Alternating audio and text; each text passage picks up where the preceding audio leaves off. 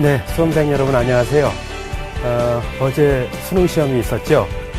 여러분들 목표했던 대로 점수가 잘 나왔는지 궁금하네요. 언론 보도를 보면은 어제 수능 시험이 상당히 까다로운 그런 내용으로 출제됐다고 이렇게 나와서 우리 수험생들이 어떤 마음이 무거운 것 같습니다. 물론 이제 시험이 어려웠기 때문에 본인의 점수가 만족스럽진 못하겠지만은 뭐 다 같이 어려운 거니까요. 뭐 여러분들이 그 목표했던 점수 이렇게 생각하시면서요. 사실은 이제 수능 시험이 끝났다고 해서 모든 게 다 마무리된 건 아니지요. 수시 모집은 아직도 계속 진행 중에 있습니다. 특히 수시 모집이 진행되면서요. 우리 수험생들이 넘어야 할 큰 산이 하나 또 남아 있지요. 바로 그것은 내일부터 시작되는 논술입니다. 정말 여러분들이 수능 준비하느라고 많이 힘들었고 어려웠을 텐데 또 논술이라는 큰 산을 앞에 놓고서 또 많이 걱정될 겁니다. 당장 내일 시험을 치러야 되는 우리 학생들도 있을 거고요. 또 11월 24일 날이 논술 시험 마지막이죠. 이때까지 또 기다리면서 꾸준히 또 논술 준비를 해야 되는 그런 우리 학생들도 있을 겁니다. 오늘 이 시간 여러분들이 논술 준비를 하는데 비록 긴 시간은 아니지만은 얼마나 효율적으로 준비해서 여러분들이 목표하는 바를 이룰 수 있을 것인지 저와 함께 구체적인 내용을 살펴볼 수 있도록 하겠습니다. 자, 그럼 TBS 기저귀 TV 상담받고 대학 가자 2014 대입수시 마지막 승부 논술을 잡아라. 지금부터 시작하겠습니다.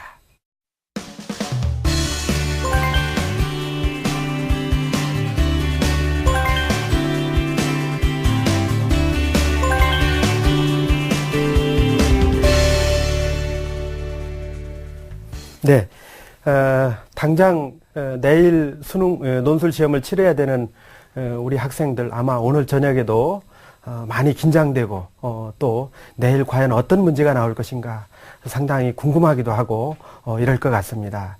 일단 논술 시험을 치르긴 하는데 과연 시험장에 가야 될까 말아야 될까 하는 그런 이제 걱정을 하고 있는 우리 학생들도 상당히 될 겁니다. 이미 수시 1차 논술은 지난 9월 28일서부터 10월 18일까지 사이에 다 마무리가 됐습니다. 수시 1차 논술을 치른 학생들도 아마 어제 수능 시험이 끝나고 나서 나름대로 이제 가채점을 해봤을 테고 그리고 가채점 결과 본인이 최저 학력 기준에 충족했는지 여부를 놓고 상당히 많은 어떤 그 고민을 하고 있을 걸로 생각을 합니다. 물론 뭐 여유 있게 최저 학력을 충족한 학생들의 경우에는 이제 마지막 결과만을 기다리면 되겠지만은 그러나 최저 학력 조건에 충족하지 못했다든지 아주 미세하게 부족한 경우에는 상당히 걱정도 되고 또 많이 고민도 될 겁니다. 특히 내일부터 치러지는 수시 2차 논술의 경우에는 더더욱 그럴 텐데요.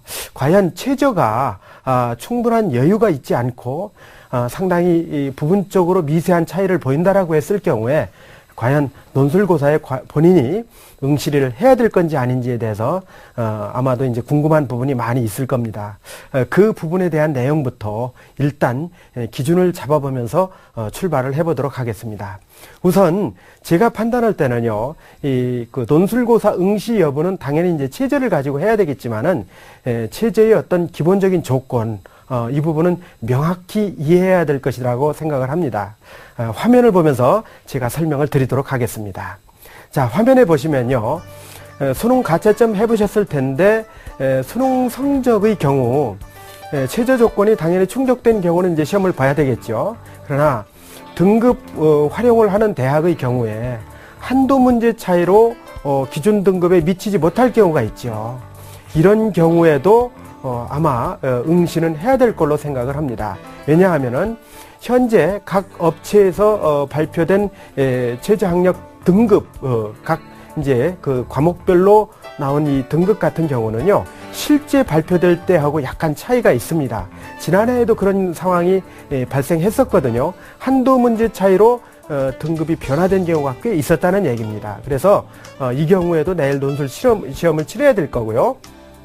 그 다음에 난이도가 상대적으로 어려웠던 과목 같은 경우는요 점수가 2, 3점 정도 부족하더라도 이 경우에도 논술 시험에 응시를 해야 됩니다.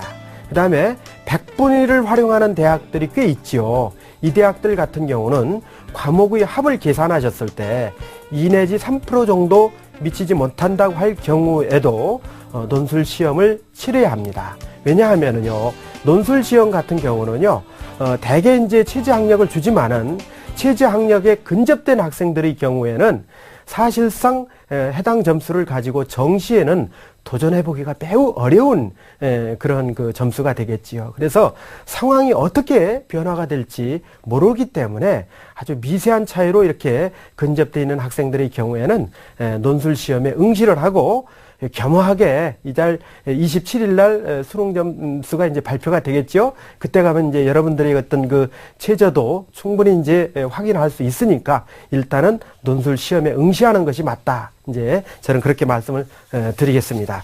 자, 그다음에 우리 학생들이 이제 미응시해야 될 경우 같은 경우는 등급 활용을 했을 때 3문제 정도 차이가 날 경우가 있죠. 3문제 정도는요, 아마 뒤집기가 어려울 거예요. 그렇기 때문에 그런 경우에는 아마 미응시 쪽으로 마음을 굳히는 것도 어떨까 하는 생각을 해보고요. 100분위 같은 경우도 4% 이상 차이가 난다라면은 이 4%를 대개 이제 추정하는 것들이 벗어나는 경우는 거의 없거든요. 그렇기 때문에 이 경우에는 이제 미응시를 결정을 하고 어떤 부분에 관심을 가져야 되느냐 하면은 아마 수시 모집에 6회 지원 카드를 다 쓴 학생들의 경우에는 사실 이제 여유가 없지요. 그러나 5개 정도의 카드를 썼다든지 또는 뭐 그 이하로 썼다라든지 이런 경우의 학생들 같은 경우에는 이제 수시 2차 모집이 이제 원서 접수가 시작되고 있지요. 그렇기 때문에 이 수시 2차 모집 대학의 특징들을 잘 살피셔가지고 남은 카드를 적절하게 활용하시는 것이 바람직하다라고 이렇게 보여집니다. 자, 그 다음에요, 두 번째로 우리가 확인해야 될 부분은 본인이 치러야 될 대학별 논술 시험의 일정을 꼭 확인해 둬야 됩니다. 물론 뭐 이미 다 알고 있겠지요. 그 부분에 대해서는. 그렇지만 돌다리도 두들겨보고 건너간다는 속담이 있습니다. 그렇기 때문에 일정을 정확하게 살펴보고 다시 한 번 더 해당 대학의 홈페이지에 들어가서 모집 요강을 살펴보시고 그 모집 요강에 나타난 날짜하고 정확하게 본인이 알고 있는 날짜, 시간하고 확인을 다시 한번 해보시는 것이 맞다. 이렇게 이제 말씀을 드리겠습니다. 자, 그러면 대학별로 논술 시험이 치러지는 날짜를 화면을 보면서 살펴보도록 하겠습니다. 내일이죠. 11월 9일이죠. 광운대 인문계열, 경희대 자연인문계열, 그 다음에 성균관대 인문, 숭실대, 그 다음에 서강대 자연, 중앙대 자연, 이렇게 이제 내일 시험이 치러집니다.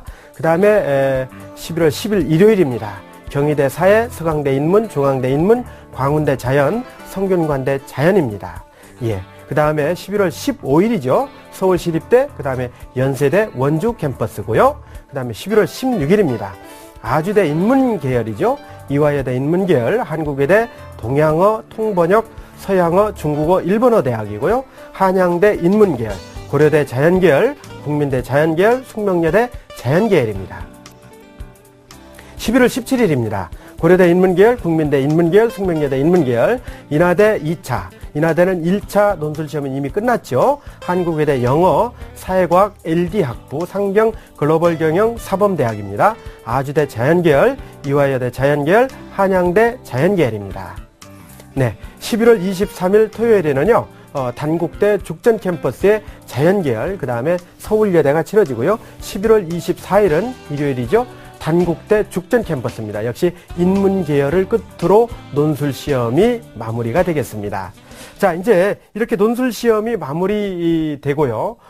이제 대학별로 치러지는 논술의 유형도 매우 중요하지요. 왜냐하면은 어떤 유형의 그 논술을 치르느냐에 따라서 우리 수험생 여러분들이 준비해야 될 부분도 거기에 이제 초점이 맞춰지기 때문에 그 유형을 알아보는 건 매우 중요하다라고 말씀을 드릴 수 있는 겁니다. 화면을 보면서 유형에 대한 설명을 간략하게 드리도록 하겠습니다.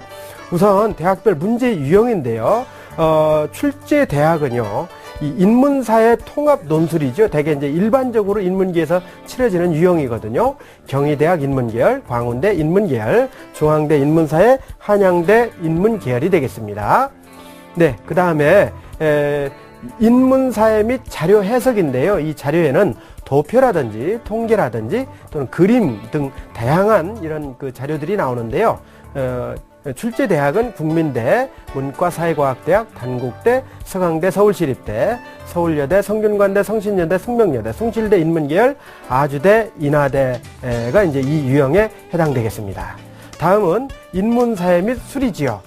이제 수리적인 요소가 추가가 되는 그런 대학들인데요.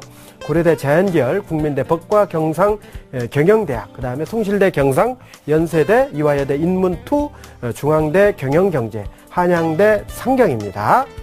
네, 그 다음에 이제 인문사회 및 수리, 여기에 또 이제 영어 제시문이 나오는 그런 대학들이죠. 우리 수험생들이 상당히 까다롭게 여기는 그런 유형이 되겠습니다. 출제 대학은 경희대 사회계열입니다. 자, 그 다음에요. 인문사회 및 영어가 이제 제시문으로 나오는 대학은 이화여대 인문계열 1, 그 다음에 한국외대가 되겠습니다. 자, 이렇게 그 유형을 제가 말씀을 드렸는데요. 전반적으로 지난해에 비해서는요, 크게 어떤 그 유형상의 변화는 거의 없다고 보여집니다. 대개 이제 올해 수시 1차 논술에서도 확인됐던 내용들은 교과서를 중심으로 해서 기본적인 지식과 원리 이런 것들을 적절하게 활용할 수 있는지 여부를 물어보는 그런 내용들이 많았거든요. 뭐 수시 1차 논술을 치렀던 학생들의 경우에는요, 상당히 어떤 체감으로 느끼는 그런 난이도는 지문은 상당히 좀 편하게 이렇게 읽을 수 있었다라는 내용이었고요. 그 다음에 논제 같은 경우는 익숙하게 볼 수 있었던 그런 논제들이어서 나름대로 이제 그 답안을 구성하는 데는 크게 어려움이 없었다 이런 얘기들을 했거든요. 막 이런 그 경향은 수시 2차에서도 크게 변하지는 않을 것 같고요. 특히 이제 크게 변하지는 않았지만은 그래도 이제 나름대로 변화된 대학들이 좀 있습니다. 숭실대 같은 경우는요. 지난해 영어 제시문이 이제 출제가 됐었는데 올해는 영어 제시문이 출제가 안 되고요. 나름대로 이제 그 자료라든지 통계 이런 부분들을 다양하게 활용하는 그런 그 내용으로 출제가 되고요. 그 다음에 이제 중요한 대학이 있죠. 숭실대 외에 이제 그 여러분들이 생각하는 그런 그 많은 대학들 중에 이제 경희대 또는 중앙대, 특히 이제 중앙대 같은 경우는요. 인문사회계열하고 경제 경영하고 이렇게 분리를 해서 올해는 시험을 치러요. 그래서 인문사회계열 같은 경우는요, 인문문항을 3개 출제를 하고요. 그 다음에 경제계열 같은 경우는요, 인문문항 2개에 수리문항 1개가 이렇게 분리해서 출제가 된다는 거. 이것도 여러분들이 꼭 짚어놔야 될 그런 대목이라고 생각을 합니다. 자, 이제 들어가는 말씀을 제가 드렸는데요. 지금까지 제가 설명드렸던 내용을 간단하게 한번 살펴보고 넘어갈 겁니다. 자, 기저귀TV 상담받고 대학 가자. 지금까지 했던 논술의 어떤 승부, 원리를 짚어보겠습니다.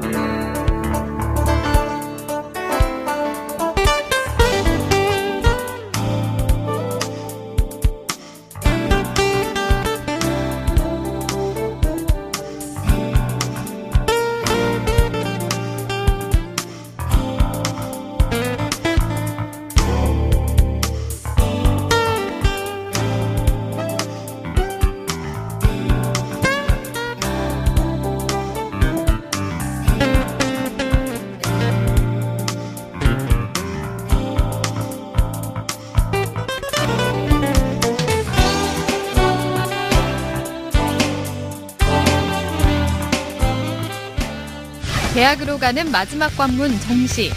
TBS 기적의 TV 상담받고 대학 가자가 국내 최정상 입시 전문가와 함께 1:1 무료 정시 컨설팅을 해드립니다.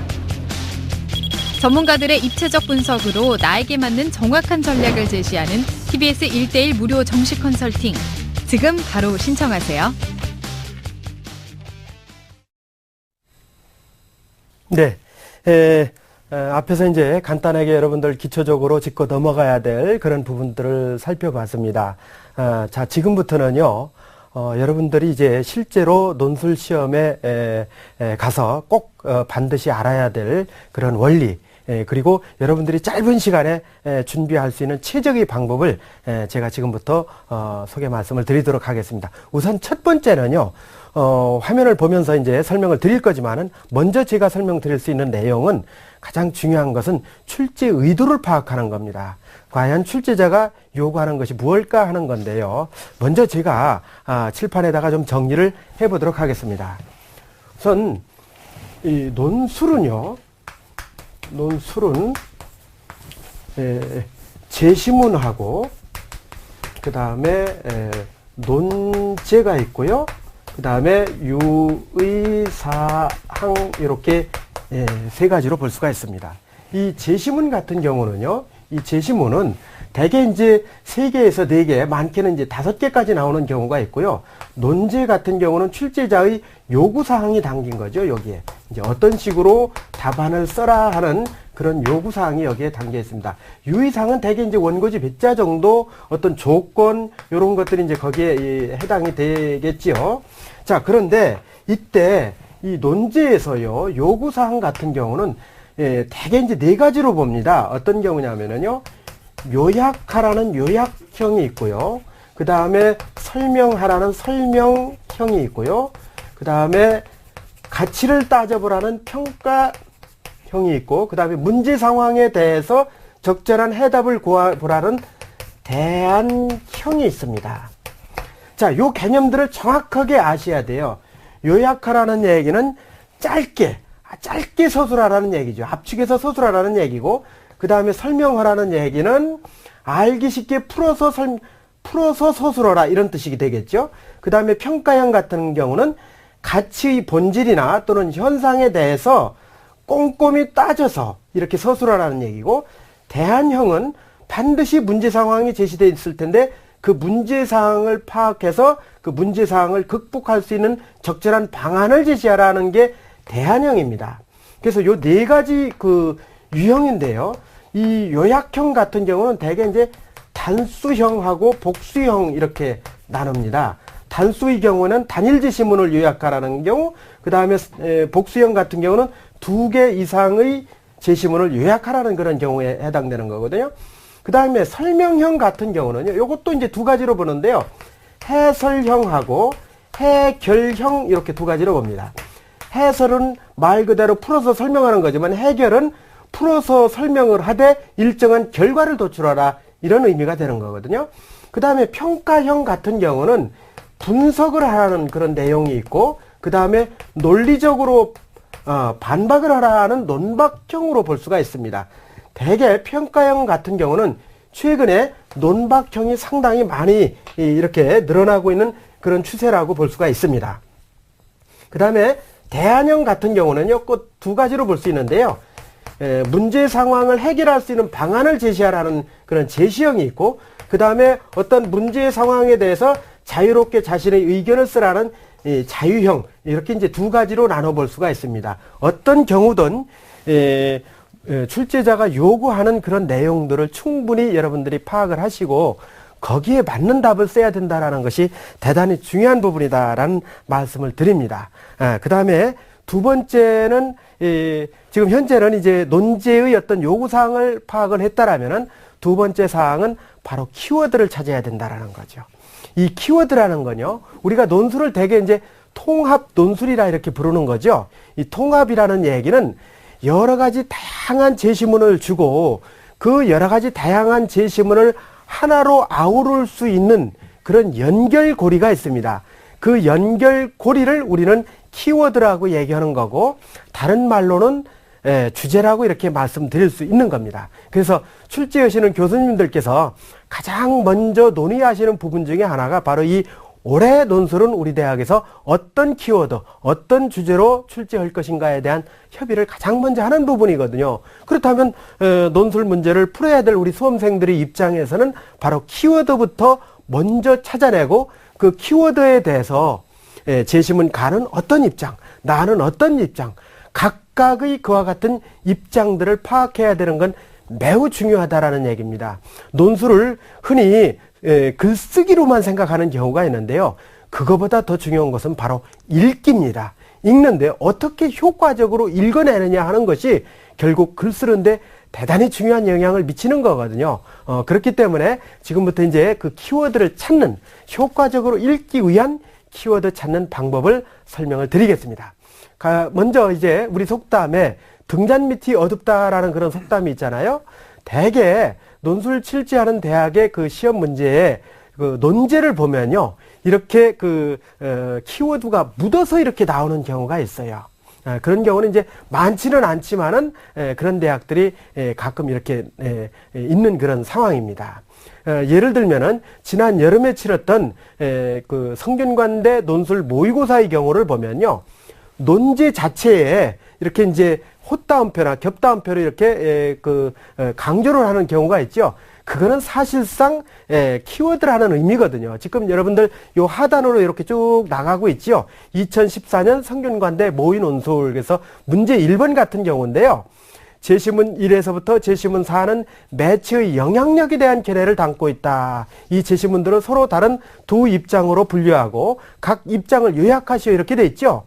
근데 매체의 영향력이 바로 제시문 1부터 제시문 4까지를 아우르는 그런 연결고리가 되는 거죠. 제가 한번 그런 말씀을 드려볼게요. 매체의 영향력이라는 거는 여러분들 어떻게 우리가 구분할 수 있을까요? 예, 영향력이 있다 없다. 매체의 영향력이 있다라는 얘기는 우리가 사회 시간에 어떻게 배웠어요? 바로 결정론이죠. 결정론적 관점이죠. 매체의 영향력이 없다, 이렇게 했을 경우는 그거는 바로 도구론적 시각이죠. 그렇기 때문에 여기 이 이제 성균관대 모의논술 문제에서도 그걸 물어본 거예요. 매체의 영향력이 있다. 결정론적 관점은 제시문 1, 3. 그 다음에 영향력이 없다. 도구론적 관점으로 본 건 제시문 2, 4. 요것을 비교해보고 분석해서 글을 쓰는 게 이번 성균관대 모의논술의 특징이었다라는 얘기죠. 자, 이렇게 논제 속에 이렇게 그 키워드가 묻어서 나오면 참 좋겠지요. 그런데 그렇지 않은 대학이 사실은 대부분이라고 봐야 되겠죠. 이 경우입니다. 여러분들 귀를 쫑긋하고 들어주시면 좋겠습니다. 어떤 내용이냐면요, 키워드를 파악을 해야 그 제시문 간의 어떤 그 관계를 면밀하게 파악할 수 있는데, 이 키워드를 파악하는 가장 중요하면서도 손쉬운 방법은 바로 첫 번째 나오는 제시문에 첫 번째 문장하고 마지막 문장을 의도적으로 보십시오. 그 다음에 두 번째 제시문에 나오는 첫 번째 문장도 눈여겨보세요. 자, 이렇게 봤을 경우에는 대부분 논제에 따른 어떤 키워드가 대부분 드러나게 되어 있습니다. 자, 그와 같은 어떤 하나의 예를 제가 보여드리기 위해서요, 지난 9월 28일에 끝난 건국대학교 논술고사입니다. 논술고사에 제시문 1하고 그 다음에 제시문 2, 가와 나지요. 이 두 개의 제시문에서 첫 문장하고 끝 문장, 그리고 두 번째의 첫 문장만 지금 화면에 나가고 있죠. 첫 문장에서 보면은 언어의 부재가 곧 사고의 부재라는 주장이 있다. 그러나 참으로 그러한지 생각할 필요가 있다. 이렇게 돼 있죠. 그 다음에 끝 문장, 따라서 생각하는 느낌이 있다고 해서 이를 언어 없이 사고가 수행되는 사례로 보는 것은 온당하지 못하다.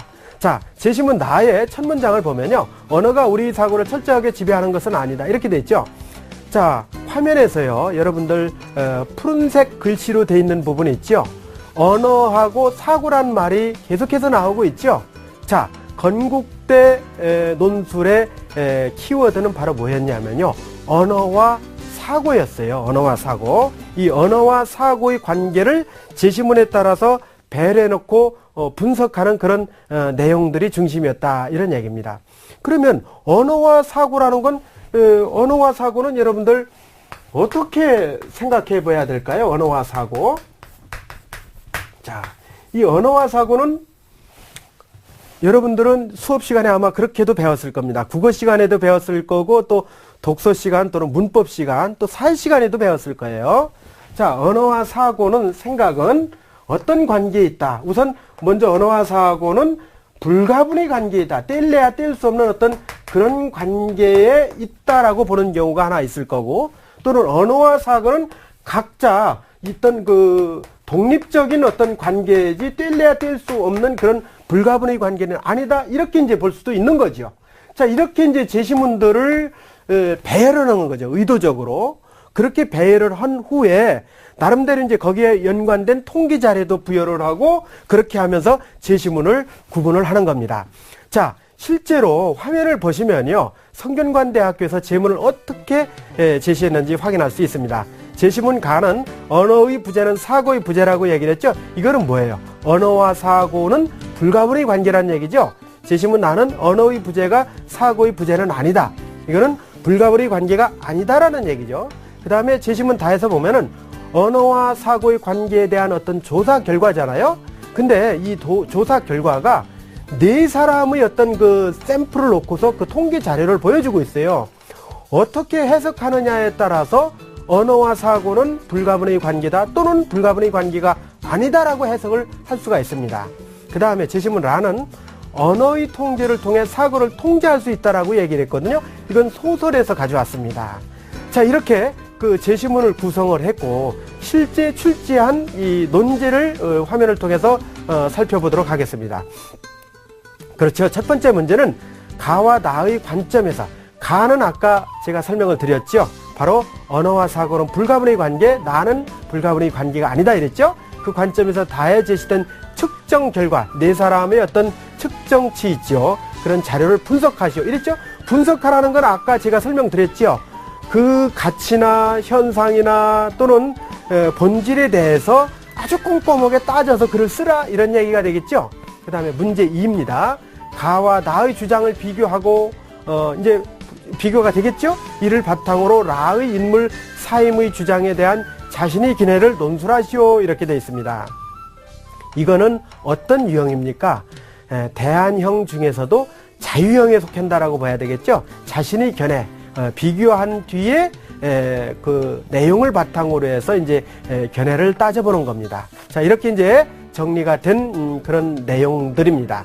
이 내용들을 확인해서 본다라면은 바로 이 키워드가 얼마만큼 중요한 것이냐. 이 독해의 어떤 가장 중요한 부분이 키워드를 중심에 놓고 그 키워드에 따라서 각각의 제시문이 어떠한 관점을 보이느냐 이것을 파악하는 것은 논술에서 대단히 중요한 내용이다 이렇게 이제 설명을 드릴 수가 있겠습니다. 그 다음에 이제 우리가 확인해야 될 부분은 바로 어떤 부분이냐면요. 이제 실제로 써야 될 거 아닙니까? 그렇죠? 이제 쓰기 위한 어떤 구체적인 절차하고 방법들을 같이 살펴보도록 할 겁니다. 자, 그러기 위해서는 이제 일정한 공식이 있는데요. 그 공식을 파악하는 것은 매우 중요하지요. 제가 여러분들에게 그 공식을 지금부터 설명을 드리도록 하겠습니다. 공식을 설명드리기 전에요. 우선 아까 건국대학교 논술 문제였죠. 이 건국대 논술 문제의 1번 문제를 제가 칠판에다가 간단하게 정리하도록 하겠습니다. 자, 1번 문제의 내용은 이렇게 됩니다. 제시문 가와 그죠? 나의 관점에서 그다음에 다에 제시된 측정 결과를 분석하시오. 측정 결과를 분석하시오. 이렇게 돼 있죠? 네. 자, 여긴데요. 이 실제로 논술 문제를 해결해 가는 과정은요. 설정, 그 다음에 파악, 적용, 가공의 순서라고 보시면 됩니다. 예. 이 얘기는 무슨 얘기냐면 설정이라는 거는 어떤 내용에 대해서 어떻게 쓰라는 얘기냐 하는 얘기죠. 그 설정에서는 이제 조건이 있을 수 있어요. 이 조건이 가와 나의 관점이라고 얘기를 했죠. 이것이 바로 뭐냐면 조건이에요. 이 문제를 해결하는 조건, requirement라고 볼 수 있죠. 그 다음에 다에 제시된 측정 결과라고 했죠. 이게 어떤 내용이 되면 what이에요. 무엇이 되겠죠? 무엇이라는 의미가 되겠죠? 그 측정 결과를 분석하라는 얘기는 how가 되는 거예요. 아까 제가 말씀드렸죠? 가치나 본질이나 현상을 꼼꼼히 뜯어서 서술하는 게 분석이라고 얘기를 했죠. 그러면 조건은 가와 나의 관점이라고 얘기를 했죠. 가의 관점은 아까 어떤 내용이었습니까? 가의 관점은 언어와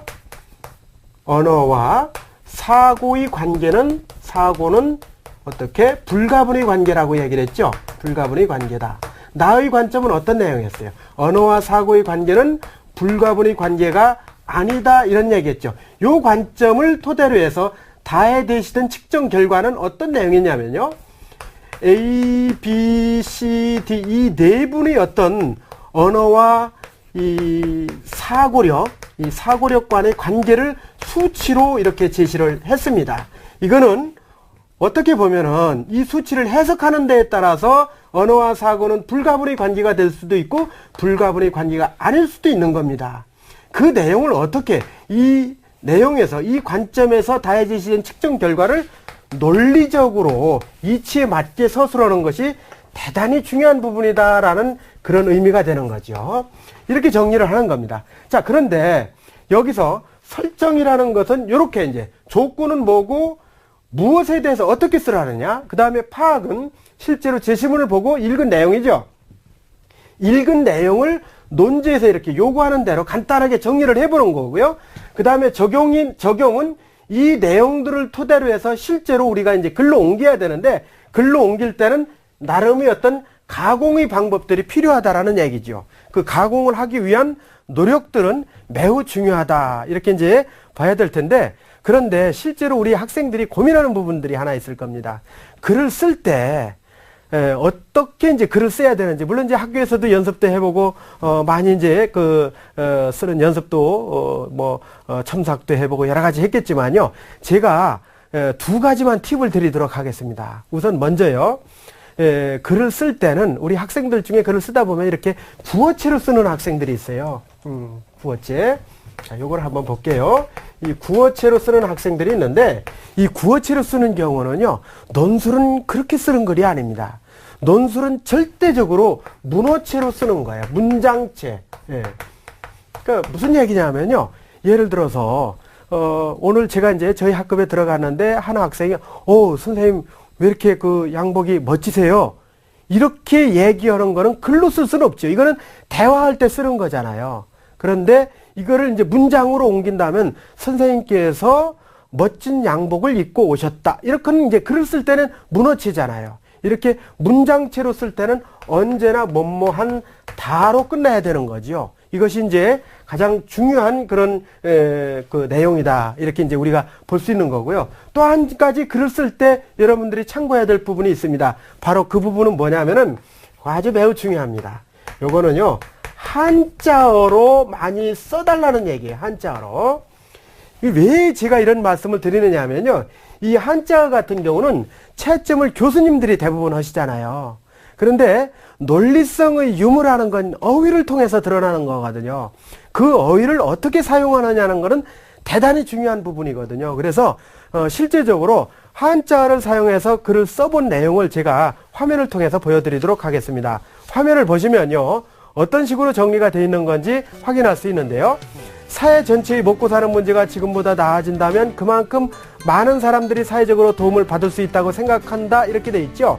자, 이건 사실은 우리가 평범하게 이제 이야기하는 그런 내용이라고 볼 수 있다라면은, 이거를 이제 한자어를 활용해서 글을 써본다라면요, 경기 활성화가 이루어지면 복지 혜택도 그만큼 확대될 것이다, 이렇게 이제 정리가 됐잖아요. 자, 사실은 이렇게 한자어를 쓰면은 그 느낌이나 분위기나 또는 논리적인 의미가 대단히 부각될 수 있다라는 거, 이런 부분에 여러분들이 착안을 하시고요. 가능하면 글을 쓰실 때는 한자어를 많이 활용하시라는 말씀 꼭 드리고 싶습니다. 자, 그 다음에요, 지원대학의 홈페이지를 여러분들 적극적으로 활용해 주세요. 우리 속담에요, 등잔 밑이 어둡다라는 그런 속담이 있지 않습니까? 그런데 대개 그 대학의 논술과 관련된 정보들은 사실은 홈페이지에 가득 담겨 있습니다. 그 대학에 출제하는 출제 목적이라든지 또는 출제 범위라든지 또는 실제로 평가할 때 어떤 점에 중점을 두고 평가를 할 건지 평가 요소에서부터 배정 기준까지 아주 상세하게 이렇게 제시해 놓는 대학들이 최근에는 굉장히 많다 이렇게 말씀을 드릴 수 있고요. 또 많은 대학들은 실제로 그 논술을 주관하시는 교수님들께서 이렇게 이제 논술 대비와 관련된 동영상 강좌도 올려놓는 경우가 많이 있거든요. 예를 들면은 화면을 보시면 서강대학교 입학처 홈페이지에 들어가시면요, 이렇게 이제 논술 특강 동영상 강좌에서 인문사회 계열하고 자연 계열 이렇게 강좌가 올라가 있어요. 자, 이런 강좌들은 여러분들이 놓치면 안 되겠지요. 뭐 이런 강좌가 있겠느냐 이렇게 생각하고 안 들어가 보는데 상당히 이건 문제가 될 수가 있죠. 그래서 이런 그 동영상 강좌 같은 경우도요, 여러분들이 꼭 활용을 해달라는 그런 말씀을 드리고 싶습니다. 자, 그 다음에 이제 그 논술고사가 이제 당장 내일인 학생들은 쉽진 않겠지요. 그러나 한 2, 3일 정도 이상 여유가 있는 학생들한테는 꼭 이 방법을 권해드리고 싶습니다. 바로 뭐냐면은 기출문제하고 그 다음에 지난 여름에 대개 치러졌던 모의고사 문제를 여러분들이 꼼꼼하게 풀어보시라는 그 말씀을 드리고 싶어요. 왜냐하면은 대학별로 대개 논술이 유형화되어 있기 때문에 그 유형화된 스타일대로 출제합니다. 그 유형을 많이 익혀보고 또 경험을 해보는 거는 사실 기출문제하고 모의고사 문제가 가장 좋거든요. 그래서 이거를 한 번만 풀어보시지 말고 몇 차례, 가능하다라면 좀 지루할지는 모르겠지만 두세 차례 정도 이렇게 풀어보면서 그 유형을 완전히 내 걸로 만드는 거, 이거는 대단히 중요한 부분이다 이렇게 이제 말씀을 드릴 수 있겠습니다. 지난 9월 28일 날 치러졌던 건국대학교 논술고사 문제의 경우도 바로 이런 점을 시사해주고 있어요. 지난해 2013학년도에 건국대학교 논술고사 발문을 살펴보겠습니다. 문제 1번 같은 경우는요, 가와 나에 근거하여 다에 나타난 설문조사 결과를 분석하시오. 문제 2번 있죠. 가와 나의 정체성에 관한 대한 관점을 비교하고 이를 바탕으로 나에 그려진 나의 행동에 대한 자신의 견해를 논술하시오. 이렇게 됐는데 올해 치러진 논술고사 문제 1번은 가와 나의 관점에서 다에 제시된 측정 결과를 분석하시오. 문제 2번 같은 경우 가와 나의 주장을 비교하고 이를 바탕으로 나의 인물, 사임의 주장에 대한 자신의 견해를 논술하시오. 자, 이렇게 되면은 조금 여러분들이 구분하기가 어려울 것 같아요. 그래서 제가 문항별로 다시 한번 표로 만들어 봤습니다. 자, 문제 1번만 묶어봤어요.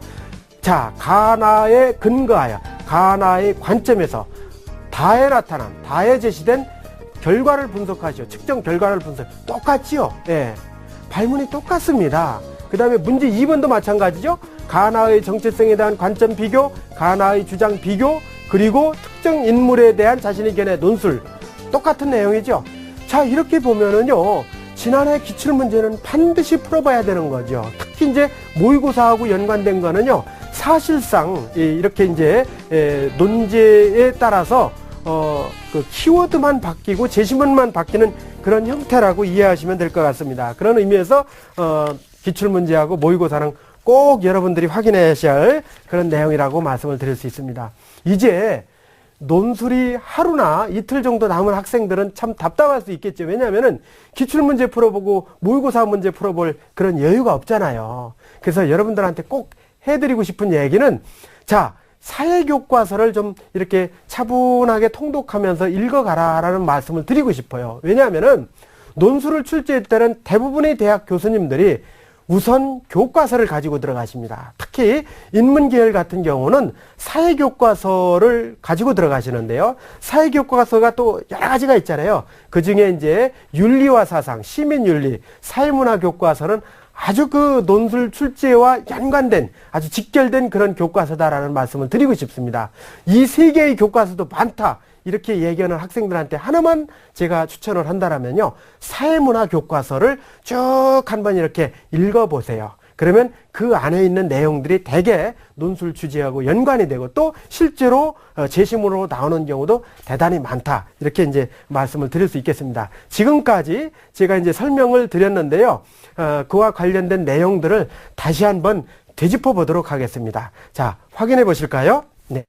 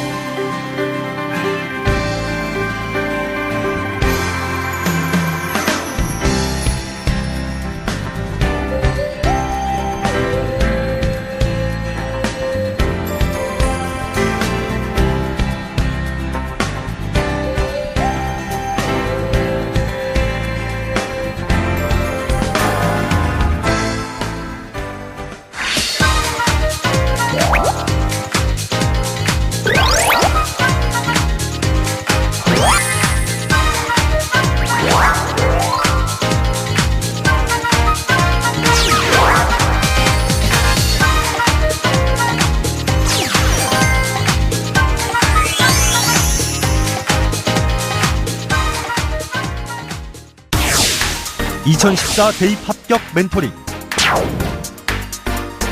월요일부터 금요일 밤 10시 TBS 기적의 TV 상담받고 대학가자의 1대1 입시 컨설팅 참여 방법을 알려드립니다. 먼저 포털 사이트에서 기적의 TV 상담받고 대학가자를 검색. 기적의 TV 상담받고 대학가자 홈페이지 중앙에 1대1 입시 컨설팅 배너를 클릭.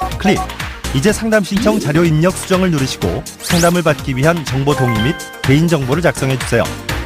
자, 그럼 본격적으로 1단계 1학년부터 현재까지 내신 성적을 입력. 2단계 출결, 봉사활동, 어학성적, 수상실적 등 비교과 활동도 작성. 3단계 지금까지 참여했던 모의고사 성적을 작성하면 접수 완료. 수험생, 학부모 모두 홈페이지 접속 스타트. TBS 기적의 TV 상담받고 대학가자. 많은 신청 바랍니다. 시민의 방송 TBS TV를 즐기는 다양한 방법을 소개해드립니다. 케이블 TV나 IPTV를 켜면 TBS TV를 쉽게 만날 수 있는데요. 채널 번호는 TBS 홈페이지에서 확인할 수 있습니다. 지상파 DNB에서 샵 러브 TBS를 선택하면 언제 어디서나 내 손안의 TV를 즐길 수 있습니다. 스마트폰이나 태블릿 PC를 사용한다면 TBS 교통정보 앱을 설치해보세요. TBS TV를 실시간으로 빠르게 확인할 수 있습니다. 지하철로 출퇴근한다면 지하철 3호선 객실내 TV나 서울 메트로 역사의 PDP TV로 TBS TV의 알찬 프로그램을 볼 수 있습니다. 인터넷에서는 유튜브와 다음파 티빙을 이용해서 실시간 시청과 다시 보기가 가능합니다. 시민의 방송 TBS TV를 지금 바로 만나보세요. 네, 여러분 지금까지 힘들고 어려운 과정 거쳐왔지요. 지금까지 잘 해오셨습니다. 이제 마지막 관문 남았습니다. 이제 내일부터 치러지는 논술일 텐데요. 대학으로 가는 문은 참 힘들고 어렵습니다. 이렇게 험난한 과정을 거쳐야 되는데 여러분들은 충분히 해낼 수 있으리라고 저는 생각을 합니다. 그리고 여러분들은 또 반드시 해낼 것이라고 믿습니다. 저희 기적의 TV 상담받고 대학가자에서 마련한 그런 대입 수시 마지막 승부지요. 논술을 잡아라. 오늘 여러분들에게 설명을 드렸습니다. 제가 말씀드린 내용 잘 참고하셔가지고 반드시 논술에서 좋은 결과를 내시고 여러분들이 원하는 대학에 들어가서 여러분들의 꿈을 활짝 피기를 기원드립니다. 선생님도 여러분들을 적극적으로 응원하도록 하겠습니다. 자, 수험생 여러분 화이팅!